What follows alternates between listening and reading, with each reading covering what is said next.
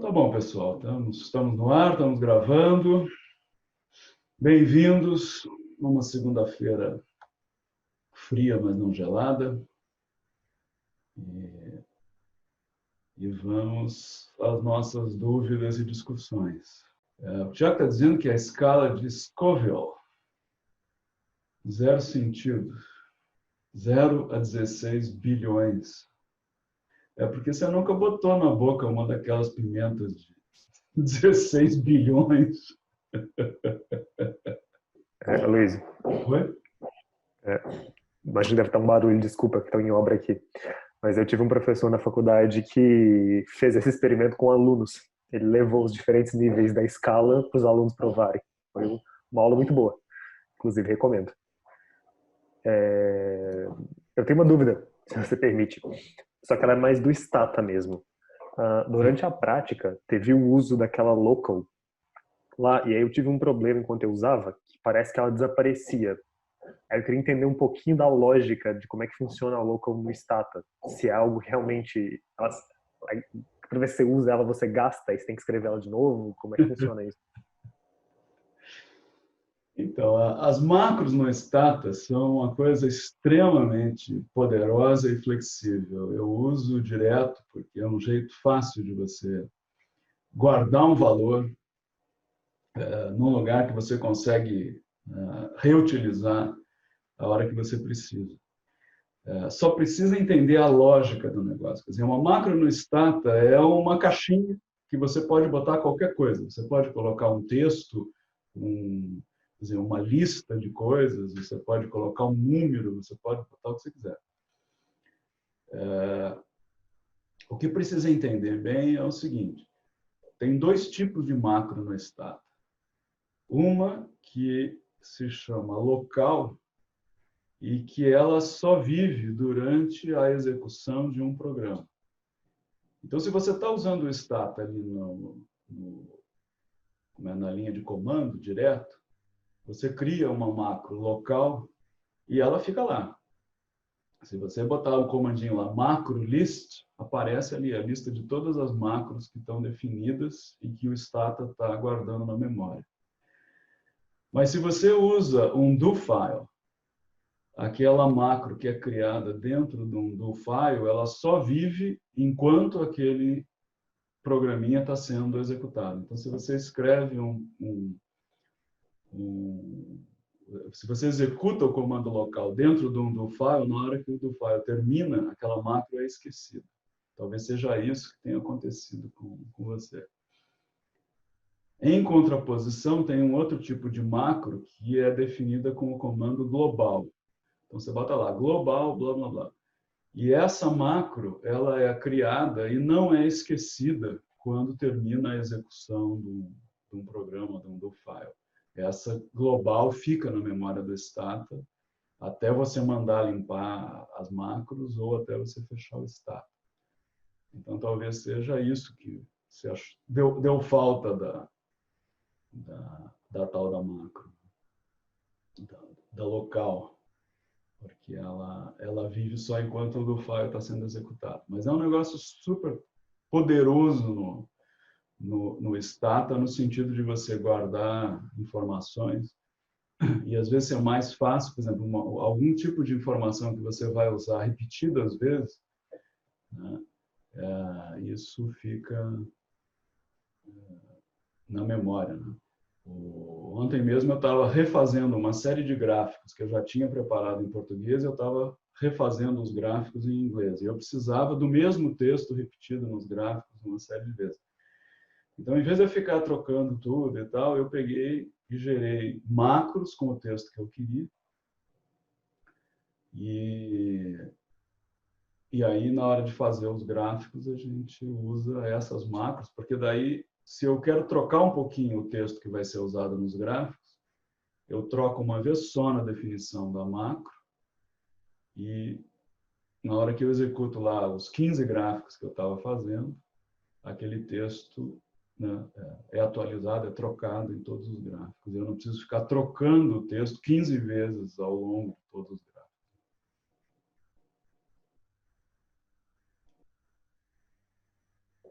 Respondido, Luiz. Obrigado.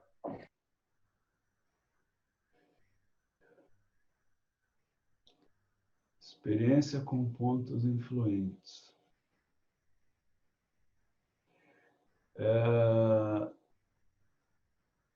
Gabriela, cadê a Natália, Gabriela? É muito quadradinho.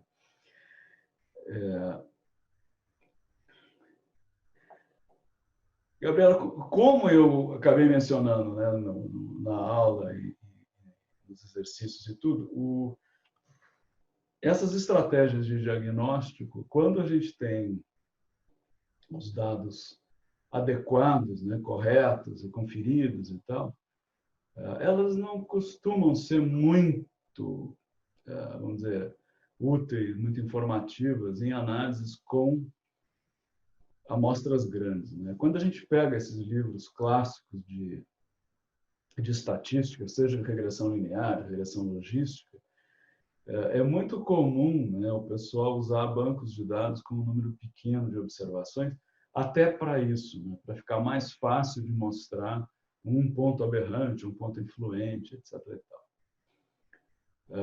A minha experiência em que o diagnóstico como um todo foi super útil, né, em algumas ocasiões, foi justamente de me dar conta que tinha passado, né, no banco um conjunto de pontos que tinham valores que estavam errados.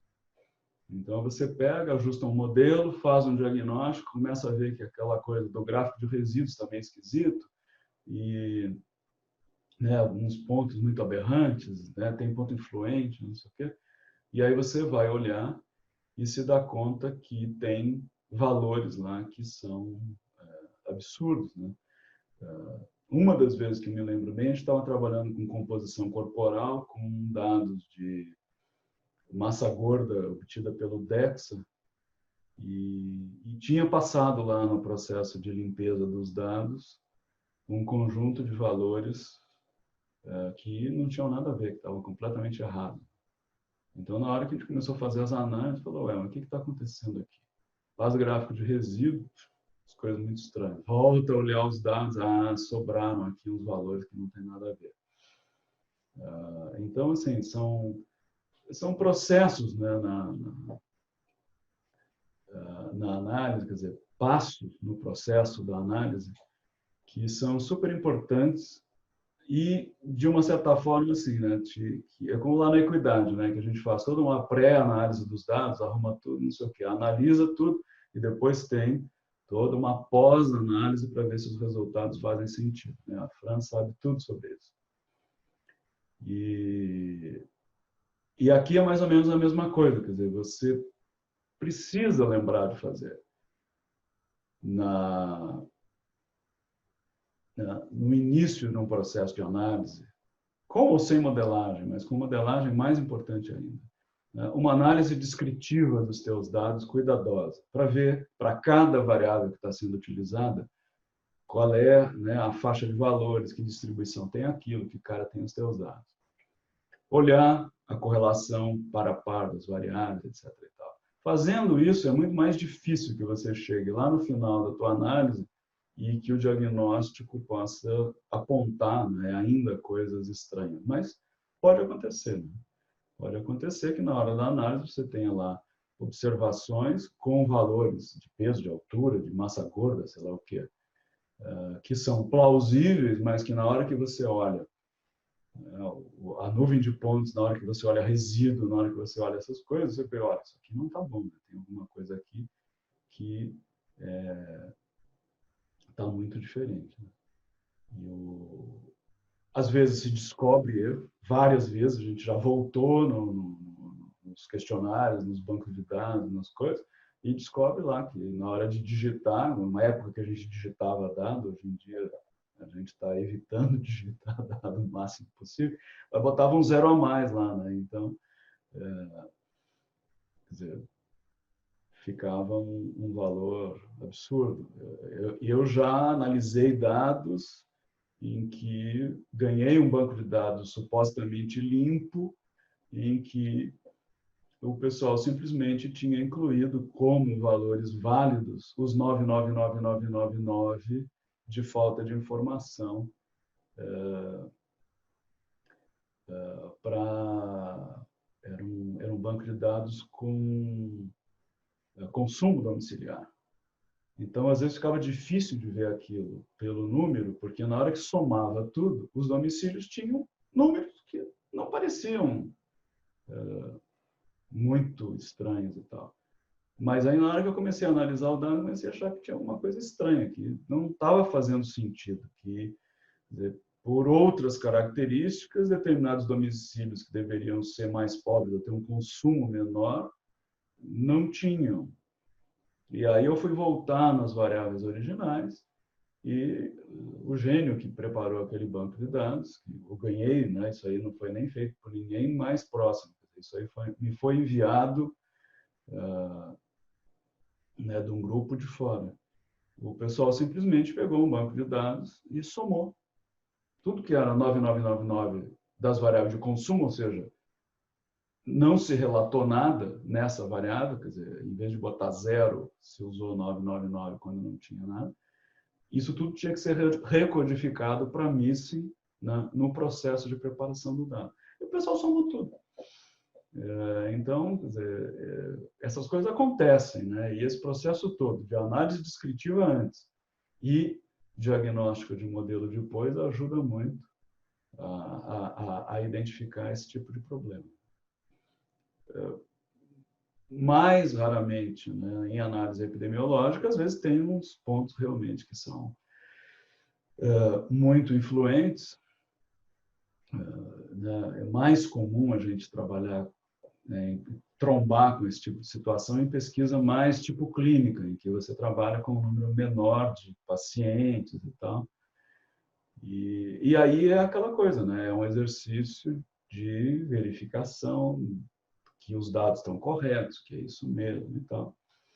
E na hora que você esgotou toda a possibilidade de ter erro, né, a decisão sobre o que fazer é sempre difícil, porque é sempre aquela dúvida, quer dizer, este caso, essa observação está correta e me traz uma informação importante, né, do ponto de vista do conjunto de dados, ou é um erro que eu não consegui detectar.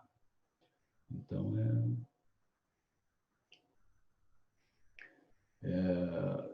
pois é, né, Gabriela, sim, quer dizer, tem casos em que você tem indivíduos que são extremos, né? Essa coisa da obesidade, por exemplo, é complicada, porque tem situações de indivíduos, eu lembro isso, acho que foi na visita dos 11 anos da coorte, em que a gente teve lá, quer dizer, isso não é nem num caso de uma análise de modelagem que eu fiz, mas no caso, assim, né, dando exemplos de casos extremos. A gente teve casos de duas meninas que a gente não pôde nem fazer o exame do DEXA, porque elas já tinham um peso acima de 100 quilos. Aqui, né? A cama do DEXA não suporta e não se recomenda que se faça o exame com ninguém acima dos 100 quilos. Então, assim, quer dizer, uma coisa que a gente olhou e falou, mas não pode ser. Mas era. Então, quer dizer, situações, né, extremas nesse caso, de peso e de IMC e tudo, e acontece. E aí você fica com uma situação que às vezes é meio complicada.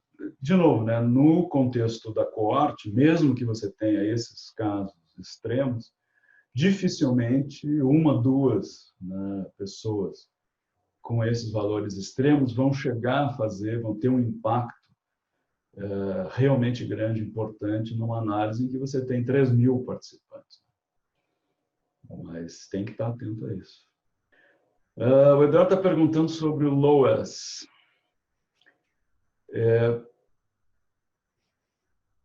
Para ser sincero, Eduardo, eu não sei exatamente o funcionamento total, né, a coisa completa do low S. Eu até, na verdade, estava pensando em fazer uma análise comparativa dessas estratégias de alisamento e a gente discutir aí em alguma das oportunidades. Eu posso olhar isso com mais detalhe e a gente discutir provavelmente daqui a 2 semanas. A ideia básica dessas estratégias de alisamento é que você, primeiro, né, não usar um modelo. Porque cada vez que você usa um modelo, vamos dizer, geral, você está forçando um tipo de comportamento. Então, essas técnicas de alisamento são chamadas de modelos, né, locais, em que você usa a informação local ao longo, né, do tempo, ou de um preditor, alguma coisa, para fazer esse tipo de vamos dizer assim, de deixar o dado mais, né, bem comportado. Agora, por exemplo, com esses dados da epidemia, né, do Covid, o que a gente faz? A gente pega o número de mortes e de casos dia a dia e aplica uma técnica dessas de alisamento. Porque se você for pegar e traçar um gráfico com os dados ponto a ponto, fica aquele zigue-zague maluco, sobe, desce, sobe, desce, sobe, desce, porque tem uma variabilidade diária, né, no número de ocorrências e tem um processo por trás, em função do registro desses casos e desses óbitos, que chega no fim de semana tem menos casos e menos óbito, porque simplesmente se registra menos. Então, você tem uma variabilidade diária que fica muito complicado de olhar. Então, quando se usa algum tipo de técnica de alisamento, isso fica uma curva mais bonitinha. A lógica básica mais simples que se usa nessas estratégias, na verdade, não é média móvel, é uma mediana móvel. Como a média é muito sensível a valores extremos, é mais comum que se use mediana de 3, mediana de 5. Então, o que você faz? Se você pega e usa uma lógica de mediana de 3, por exemplo, você pega os teus primeiros 3 pontos, né, do dado que você tem e substitui pela mediana dos 3. E você vai andando, né, de 1 em 1, pegando de 3 em 3. Então, o que acontece? Quando você faz uma mediana de 3, você perde o primeiro ponto, porque você substitui o ponto do meio pela mediana dos 3. Aí você anda mais 1 e substitui aqueles 3, né, o do meio, pela mediana daqueles 3. E vai andando na tua sequência de pontos. Se você faz uma mediana de 5, você alisa mais o dado, mas aí você perde mais dados nas pontas, porque tanto no começo quanto no fim, na hora que você pega 5 e substitui pela mediana, você perde os pontos, né, os 2 pontos da direita ou os 2 pontos da esquerda. Tem essas técnicas mais sofisticadas de alisamento que usam modelos locais. Então, quer dizer, você tem um tipo de uma utilização de polinômios e coisas locais para ir fazendo esse alisamento do dado. Então, são técnicas mais sofisticadas do que simplesmente usar a média móvel, né, ou a mediana de 3 ou de 5, ou a média de 3 ou de 5, de maneira que você, quer dizer, não perde esse dado das pontas. E aí, quer dizer, tem uma série de parâmetros que você pode ajustar. Se você pegar lá no Stata, o L-Poly, o Low-S, não sei o quê, você vê que você pode ajustar uma série de parâmetros, né? Inclusive, um dos parâmetros lá é a largura de banda daquilo. Ou seja, é uma coisa mais ou menos equivalente a isso, de você fazer a mediana de 3, ou mediana de 5, ou mediana de 7, e de maneira que você vamos dizer, aumenta ou diminui o grau de alisamento desse dado. Você pode alisar tanto que vira uma reta. E, então, quer dizer, o quanto você alisa depende de quanto dado você tem e da instabilidade desse dado. Mas a gente pode, eu vou fazer isso, eu vou pegar fazer um resuminho dessas estratégias de alisamento que são bem interessantes, né? Um jeito muito legal para você ter ideia de tendência, né, do dado quando ele tem esse tipo de instabilidade. E para os dados, né, que a gente está aí agora todo dia olhando essa coisa dos Covid da vida, né, esse tipo de técnica é super importante, porque você não quer, de saída, aplicar, quer dizer, um modelo ou uma distribuição que force um comportamento, porque você quer ver o que o dado está te mostrando, mas, ao mesmo tempo, não dá para olhar o dado dia a dia, porque é muito instável, é muita variabilidade. Então, é um negócio, quer dizer, a gente tem feito aí uns gráficos, pegando esses dados que o Ministério tem publicado, e a gente usa o LOES, que funciona, em geral, super bem já na primeira, você não precisa ficar acertando e tal. O Luigi tem feito isso regularmente e tem feito uns gráficos bonitos aí, mostrando que a região sul, por exemplo, continua na ascendente do número de casos e mortes, né? Enquanto que a região norte, por exemplo, já está com a curva caindo. E, aliás, esse vírus está dando um baile em todo mundo, né? Em termos de comportamento da epidemia, em termos de comportamento da sorologia, em termos de tudo que a gente possa imaginar. Aloysio, bom dia. Tu podia explicar um pouquinho mais a interpretação do VIF aquele para avaliar a colinearidade? Então, a ideia do VIF é o seguinte: toda vez que você inclui variáveis num modelo que tem, né, uma correlação muito alta, ou seja, que provocam essa coisa da colinearidade no modelo, o que acontece, o que a gente espera, né, que aconteça, é que o erro padrão dos coeficientes dessas variáveis que são colineares aumentem muito. Isso acontece porque, ao incluir variáveis colineares no modelo, isso provoca uma instabilidade, que é um fenômeno, na verdade, mais geométrico do que qualquer outra coisa.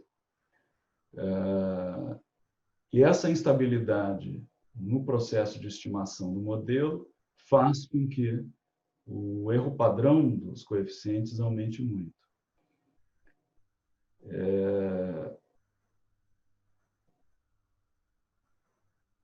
A ideia, então, de calcular esse fator de inflação da variância é olhar, né, o problema pelo seu efeito. É você olhar para cada variável quanto é que ela está fazendo a variância dos coeficientes aumentar. E aí isso te dá uma ideia, né, de se existe no modelo algum tipo de instabilidade desse tipo. E naquele exemplo, né, bem óbvio que eu apresentei, quando você coloca lá, quer dizer, diversos tipos de renda e de score de bens e tudo, quer dizer, você provoca um problema de colinearidade grande no modelo. A gente fala disso, é importante falar disso, mas esse é um problema que, se você para e pensa antes de sair ajustando o modelo, isso não vai acontecer, né? Porque você vai conhecer as suas variáveis e, se eu quero ter um indicador de riqueza ou de renda, ou enfim, como preditor no meu modelo, eu vou, antes de começar, eu vou olhar, né, as informações que eu tenho e vou escolher um indicador de riqueza e não vou enfiar 3 ou 4 ao mesmo tempo no modelo. Isso é uma coisa de bom senso, né? A não ser, claro, que eu queira fazer uma seleção de variáveis. Mas aí eu não vou colocar tudo junto, eu vou colocar uma de cada vez e vou avaliar. Se eu tenho a renda familiar total, se eu tenho a renda per capita, se eu tenho um índice de bens, e eu quero ver qual é o melhor, né, preditor do meu desfecho entre essas variáveis, eu olho uma de cada vez, a gente tem as ferramentas para olhar, né, a qualidade de ajuste e avaliar qual que é a que prediz melhor o desfecho.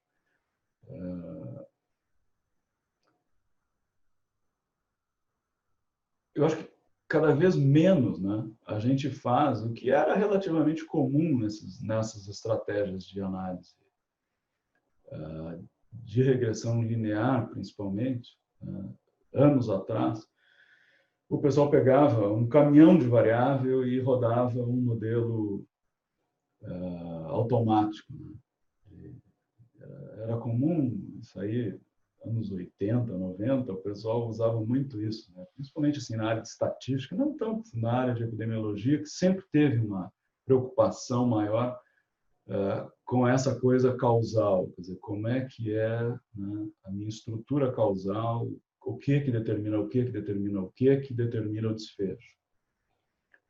Então, mas teve uma época que era comum isso, quer dizer, os programas tinham, era um negócio super usado, assim, todas as regressões possíveis, e que o SAS, por exemplo, deve ter até hoje, um comando que ajustava todos os modelos possíveis, que incluíam, inclusive, todas as interações de ordem 1, 2, 3, 4, 5, ou seja, se eu tinha 20 variáveis no modelo, o Stata ia testar as interações das 20 variáveis juntas.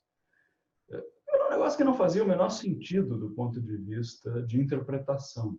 Mas o pessoal usava. E aí, nessa loucura, você acaba com modelos que podem ter problemas de colinearidade, porque você não está pensando para fazer análise. Você está só jogando lá um bando de variável num liquidificador de bater o modelo.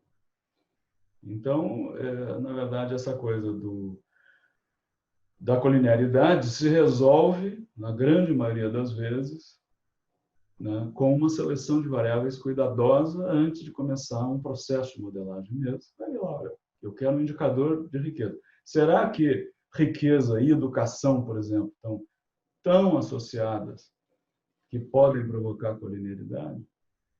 Uma questão de testar. Mede a correlação entre as variáveis. Nesse exemplo específico, em geral, a gente tem uma correlação relativamente alta, mas que não chega a ser, né, em nível de colinearidade. A gente frequentemente tem situações em que, quer dizer, riqueza de um lado e educação de outro, a gente sabe que são, né, correlacionadas, mas que contam, né, essa ideia de contam histórias diferentes no sentido de que, quer dizer, riqueza é você ter capacidade de comprar coisa. Então, se a gente estiver falando, por exemplo, de alguma coisa, algum desfecho ligado à nutrição, quer dizer, de um lado a riqueza te dá a capacidade de comprar comida, e educação te dá a capacidade de talvez fazer escolhas, né, melhores do ponto de vista nutricional.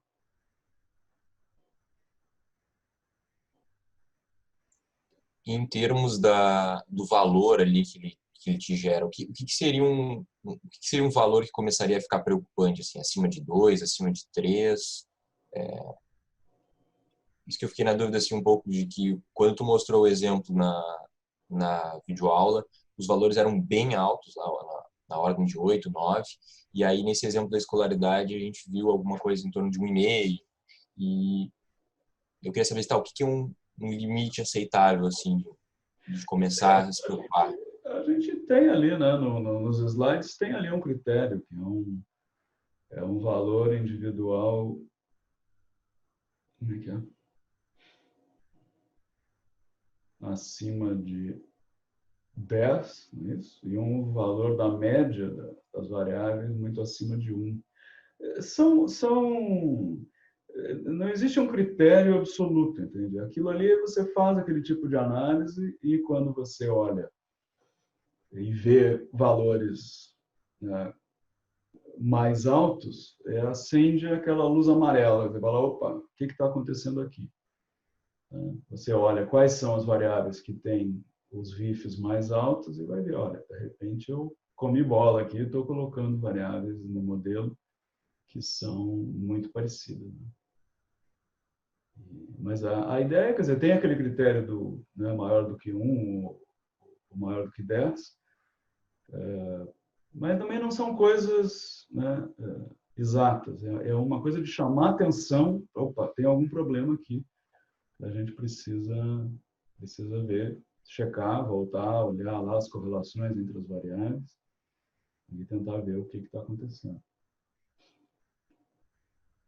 Muito desses processos de diagnóstico, né, eles são assim, quer dizer, uma coisa de percepção e de experiência. É como aquele negócio de olhar a normalidade do resíduo.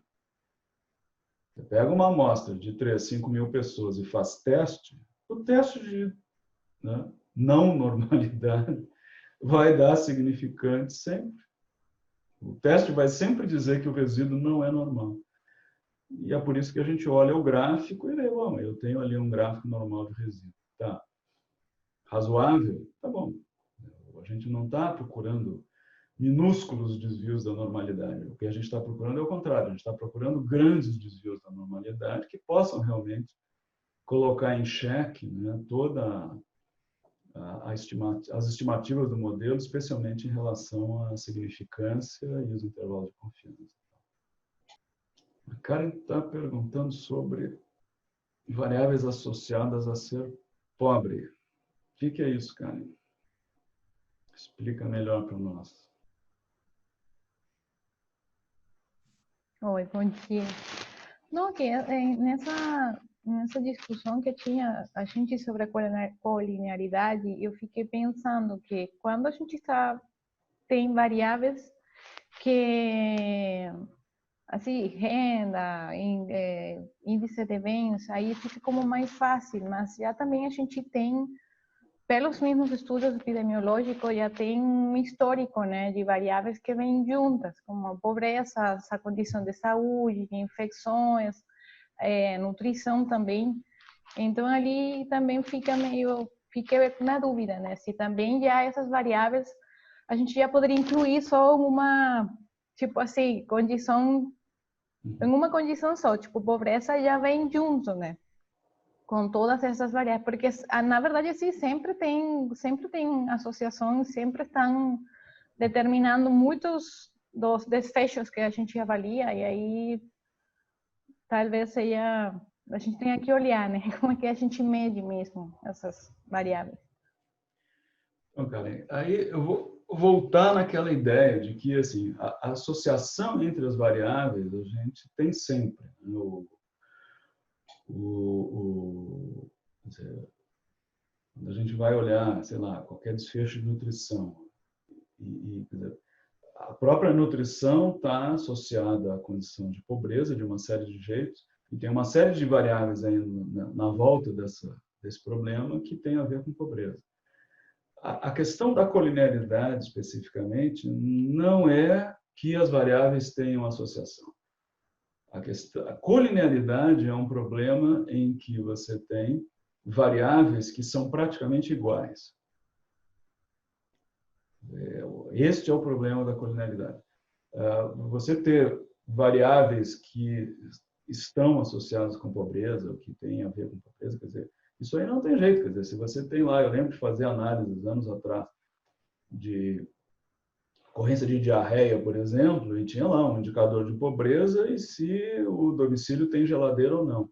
Evidente que não ter geladeira no domicílio, isso, né, anos atrás. Hoje em dia, é difícil alguém que não tenha uma geladeira, mas naquela época tinha um percentual razoável de famílias que não tinham geladeira. Evidente que isso estava associado com pobreza. Mas isso não quer dizer que eu não possa ter no meu modelo um indicador, né, de renda ou ou de pobreza, especificamente, do ponto de vista, né, do quanto, né, de dinheiro a família tem, e um indicador de geladeira. Quer dizer, e a gente ajusta justamente, porque claro que vai ter, quer dizer, um efeito, se eu botar só a geladeira, que tem um efeito que vai vir junto com o efeito da geladeira, que é o efeito da pobreza, né, ou da falta da geladeira. Mas era uma das coisas que a gente via, que controlando para o nível de riqueza ou de pobreza da família, a geladeira era um fator importante na ocorrência de diarreia. Porque aí tinha a ver com essa coisa, né, de você ter condição de ter uma comida preservada de maneira mais adequada, etc. Então, isso aí é uma coisa. Eu me lembro, eu era criança, na casa da minha avó, bisavó, não tinha geladeira, ela tinha lá um guarda-comida, era um armário,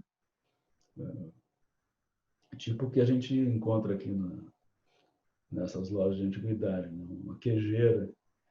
E ela tinha lá um armário que guardava comida, né? De manhã para de tarde, né? De um dia para o outro. Agora, tinha que ter um cuidado danado, né? Porque, especialmente no verão, a comida estraga, né? Então, é um problema. Quer dizer, hoje em dia, com geladeira, tudo bonitinho, não sei o quê, a gente come restinho uma semana, né? Bota a comida na geladeira e vai comendo. Então, essa ideia do proxy, né?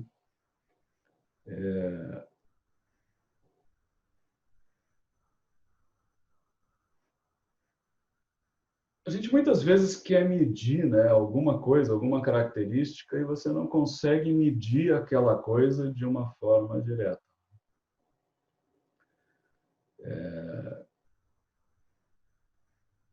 Então, a gente está falando aí, né, de riqueza e de pobreza.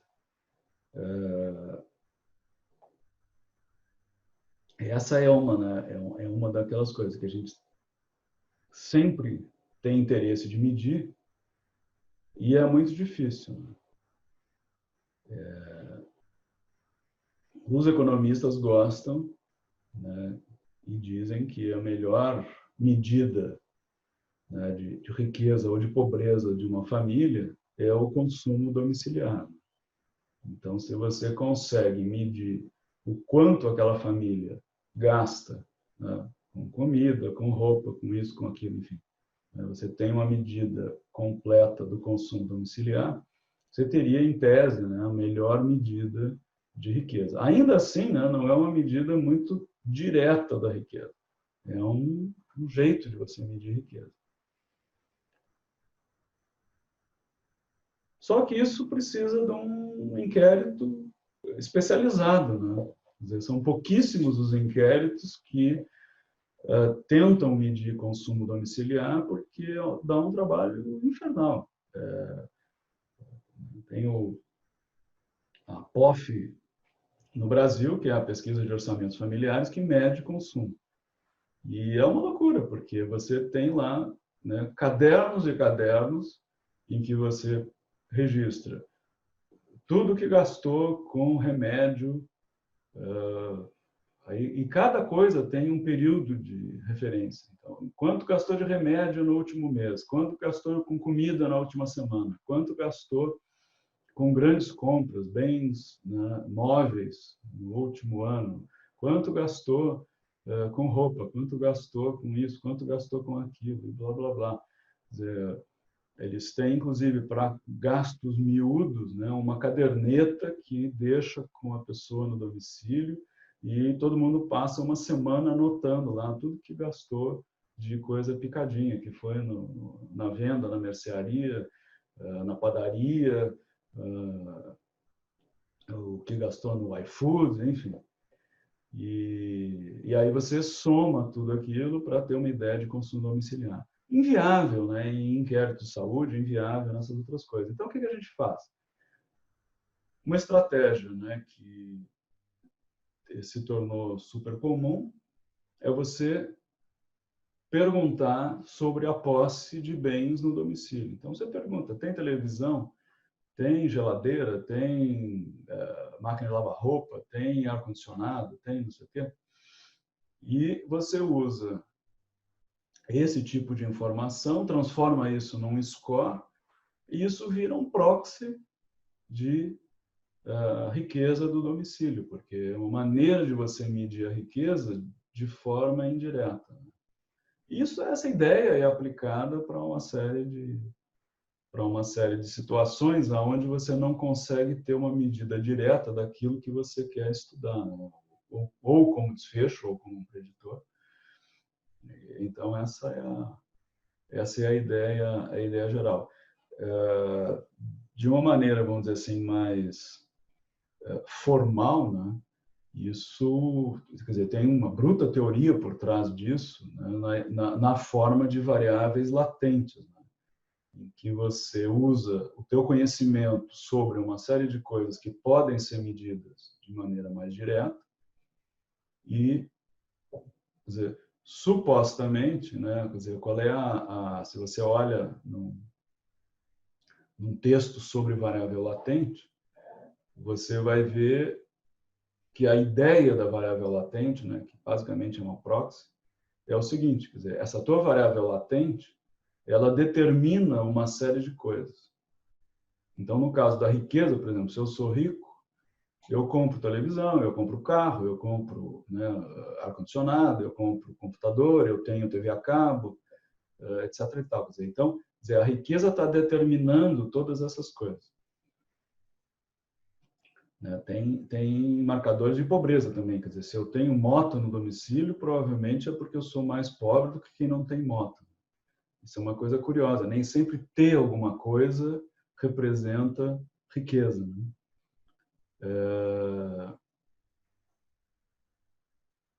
Então, quer dizer, e aí você usa, quer dizer, informação sobre essas variáveis que são consequência daquilo que você quer medir, né, para ter uma estimativa daquilo. Essa é a lógica, né, básica por trás dessa ideia de proxy, que, na verdade, né, formalmente seria quer dizer, a variável latente é aquilo que você cria a partir de coisas que são consequência daquela característica que você gostaria de medir e não consegue medir de forma direta. Então tá bom, meninos, conversamos semana que vem. Bom trabalho para vocês. E aquela coisa, né? A gente, na verdade, está à disposição para qualquer dúvida, coisa pontual que vocês tenham, manda um e-mail para nós aqui que a gente vai respondendo. Tá bem? Boa semana, até mais. Tchau, obrigado.